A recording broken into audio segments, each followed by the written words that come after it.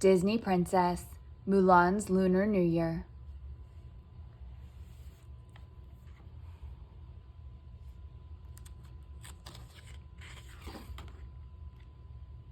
Mulan's Lunar New Year, written by Natasha Yim.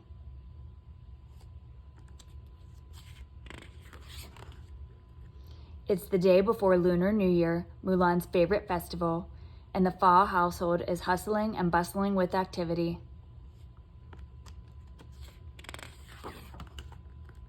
Mulan leaps out of bed, but her legs get tangled up in the quilt, and she lands on the floor with a thud. This is not a lucky start to the new year, she thinks. She quickly untangles herself and hurries to her wardrobe. Now that Mulan is 7 years old, she can finally help with the preparations.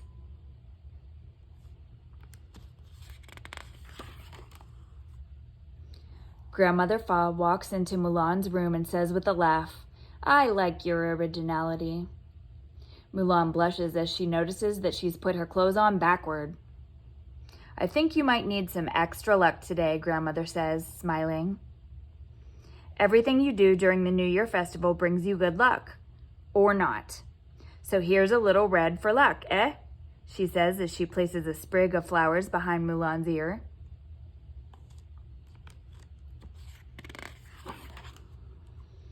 After readjusting her clothes, Mulan runs into the garden to help her mother gather flowers.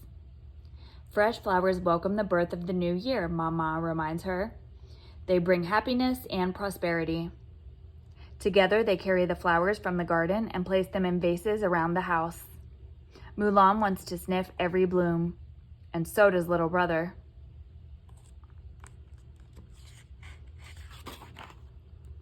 Crash!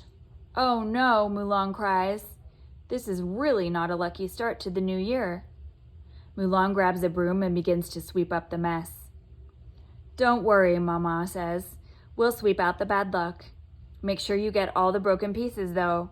We won't be able to sweep for a few days after the new year starts, or we'll sweep away good luck." "Why don't you come help me with the New Year decorations?" Father suggests when he enters the room. Mulan brightens a little. She has been learning calligraphy and is eager to show her father how well she can write.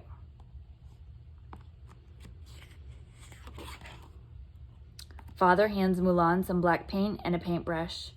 She watches as he writes Fu, the Chinese character for luck, in perfect bold strokes. She likes how he always ends with a fancy twirl of his brush.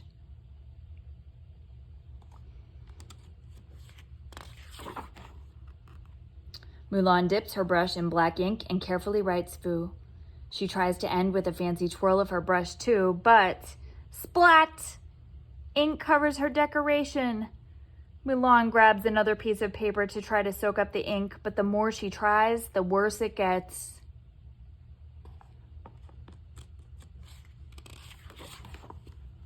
Tears spring to Mulan's eyes. Her decoration is ruined. "Ah, Mulan, no need to cry," Father says softly. "When we face a tall mountain, there's always a way through. Why don't we try again?" So Father and Mulan paint more decorations and then hang poems up around the house.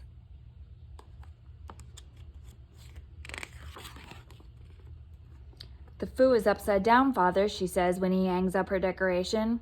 "I'll fix it." "It's meant to be that way, Mulan," he explains. "The upside down Fu means good luck will come to our family."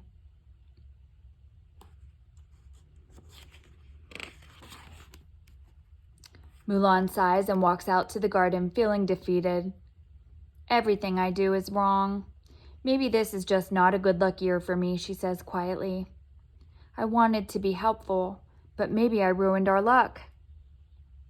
Mulan thinks she is alone, but Grandmother overhears her. "Don't be sad, Mulan," she says, sitting down and taking her hand. "Everyone makes mistakes, and luck can come in many different ways. I have an idea. Come with me. Maybe we'll find some luck."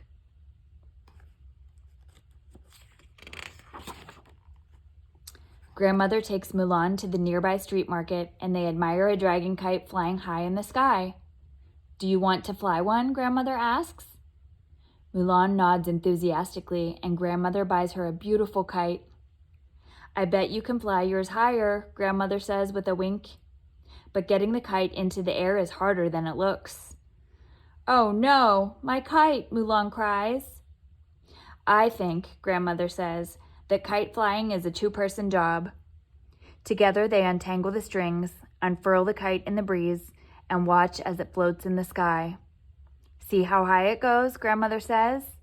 Now that's what I call good luck.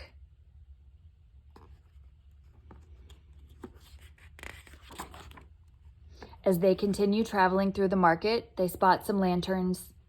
Mulan picks a round lantern for Grandmother, a square one for her father, and one with tassels for her mother. Mulan likes the animal-shaped ones best, though, and for herself she chooses her favorite, a dragon. Dragons are a symbol of power and good luck, and Mulan still thinks she needs all the luck she can get.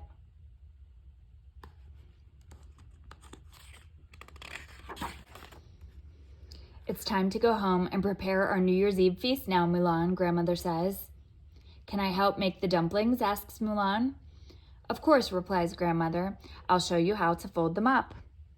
The Fa family steams fluffy white buns for happiness and reunion, makes dumplings for prosperity, and cooks noodles for long life. I think we're finally ready for the feast, right? Asks Mulan. Not quite, says Mama. First, we must pay our respects to the ancestors.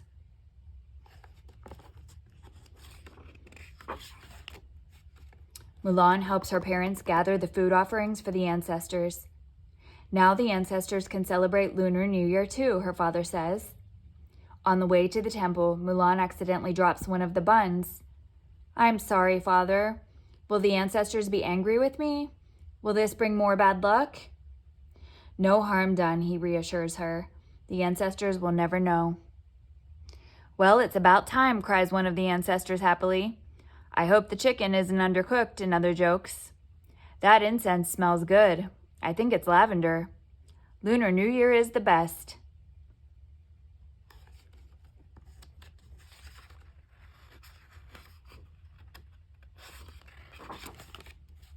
Come, Mulan, it's our turn to eat, Grandmother says as they all sit down to enjoy a delicious New Year feast.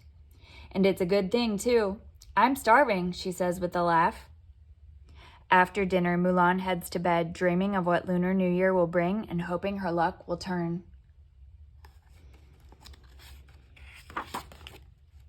On New Year morning, Mulan wakes up and discovers a special gift under her pillow. Xin Nian Kuai La, Father, says Mulan. Happy New Year. Xin Nian Kuai La, Mulan, says Father. May the New Year bring you great joy and happiness. Mulan looks out her window and sees that the Lunar New Year parade has begun. She runs out to watch the procession with Grandmother, Father, and Mama following close behind her. In her rush to get to the parade, she trips over her skirt and falls down. Are you okay, Mulan? Mama asks, helping her up. Can my luck get any worse, Mulan wonders.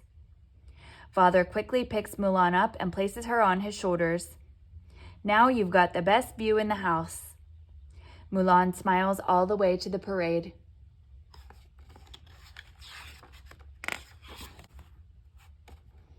As they walk farther, though, Mulan has to cover her ears.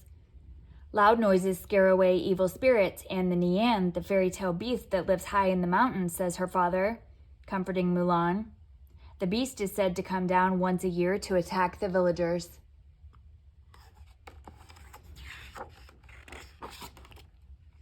Look, Mulan, Mama exclaims. It's time for the dragon dance. They cheer and clap as the dragon writhes past them. The longer a dragon dances, the more good luck it brings, Mama tells Mulan.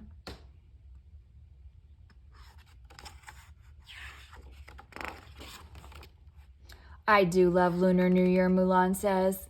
Lighting the firecrackers, watching the parade with you. Not such bad luck after all, Grandmother Fa asks.